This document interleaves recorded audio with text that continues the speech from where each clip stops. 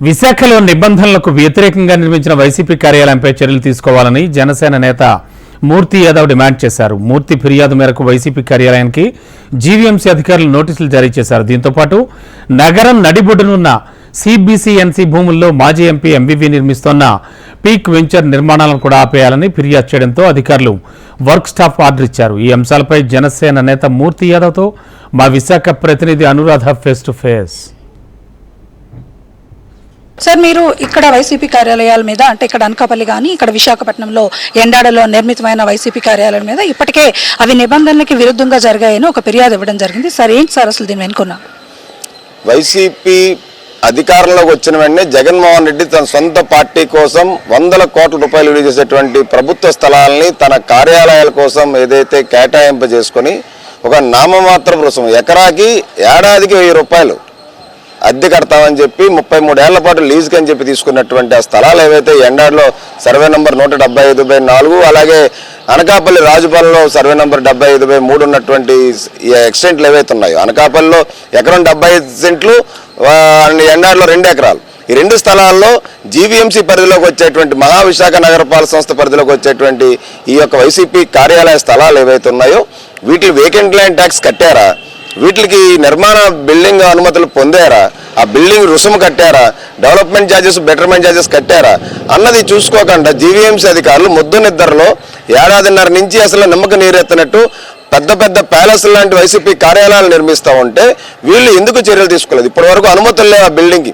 మేము ఆధారాలతో BI నెంబర్లతోనే file number అయినా ఎండాడ్లో ఉన్నటువంటి వైసీపీ కార్యాలయం జీవీఎంసీ పరిధిలో ఉంటుండగా విఎంఆర్డీలో అప్లికేషన్ పెట్టి అక్కడి నుంచి అనుమతులు పొందుదామని చెప్పి దొడ్డిదారులు నానా అట్టాస్ ప్రయాస చేశారు. పక్క నుంచి అసెంబ్లీలో నూతనంగా ఏర్పడినటువంటి గవర్నమెంట్ ఎమ్మెల్యేలు ప్రమాణ స్వీకారం చేస్తుంటే, ముఖ్యమంత్రి చంద్రబాబు నాయుడు గారు ప్రమాణ స్వీకారం చేస్తుంటే, ఉప ముఖ్యమంత్రి జనసేనాని పవన్ కళ్యాణ్ గారు ప్రమాణ స్వీకారం చేస్తుంటే ఇవన్నీ జరుగుతూ ఉంటే ఇక్కడ మళ్ళీ దొంగ చాటున ఇప్పటికీ కూడా ముద్రపడినటువంటి జగన్మోహన్ రెడ్డి తొత్తులుగా వ్యవహరిస్తున్నటువంటి విశాఖ జిల్లా కలెక్టర్ డాక్టర్ కె మల్లికార్జున అలాగే జీవీఎంసీ కమిషనర్ సాయికాంత్ వరంలో ఆగమేఘాల మీద ఎండాడ కార్యాలయానికి ఇవాళ అనుమతులు ఇచ్చేటువంటి కార్యక్రమం చేస్తున్నప్పుడు మేము తక్షణమే వెళ్ళి జనసేన పార్టీ ఈ యొక్క అక్రమ నిర్మాణాలకి అనుమతులు ఇవ్వకండి, అక్రమ నిర్మాణాలను కూల్చివేయండి అని చెప్పి చీఫ్ సిటీ ప్లానర్ సురేష్ గారికి మేము కంప్లైంట్ చేయడం జరిగింది. ఖచ్చితంగా అక్రమ నిర్మాణాలు ఏవైతే చేపట్టారో అక్కడ ప్రభుత్వ ప్రజాధనాన్ని ఏదైతే వెచ్చించి ఆ పార్టీ కార్యాలయాల దగ్గర విఎంఆర్డీతో రోడ్లు వేసి పెద్ద పెద్ద రోడ్లు వేసి అక్కడ ఇన్ఫ్రాస్ట్రక్చర్ డెవలప్ చేసి లైట్లు వేసి స్ట్రీట్ లైట్లు వేసి ఏవైతే చేశారో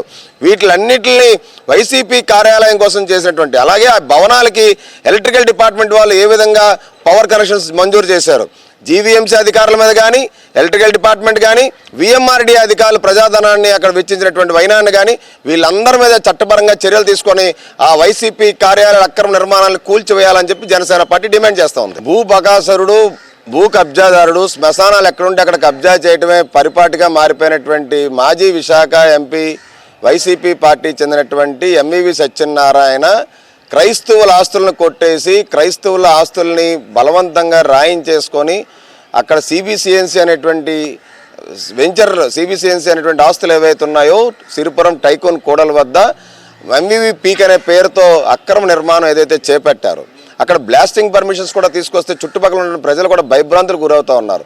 వీటిలన్నింటినీ దృష్టిలో ఉంచుకొని మా జనసేనాని పవన్ కళ్యాణ్ గారు ఆ ప్రాంతానికి సందర్శించి అక్కడైతే రోడ్డు మార్గాన్ని కూడా టైకోన్ కూడలు మూసివేశారు, ప్రజలకు ఇబ్బంది కలిగించేటువంటి ప్రాంతాన్ని సందర్శించి ఈ యొక్క ఎంవివి పీక్ అనేటువంటి క్రైస్తవుల ఆస్తులు కొట్టేసినటువంటి సిబిసిఎన్సీలో చేపట్టిన నిర్మాణాలని మా ప్రభుత్వం వచ్చిన వెంటనే నిలిపివేస్తాము, ప్రజలెవరు దీంట్లో కొనుగోలు చేయొద్దని చెప్పి పిలుపునిచ్చినటువంటి గొప్ప మహానాయకుడు మా పవన్ కళ్యాణ్ గారు.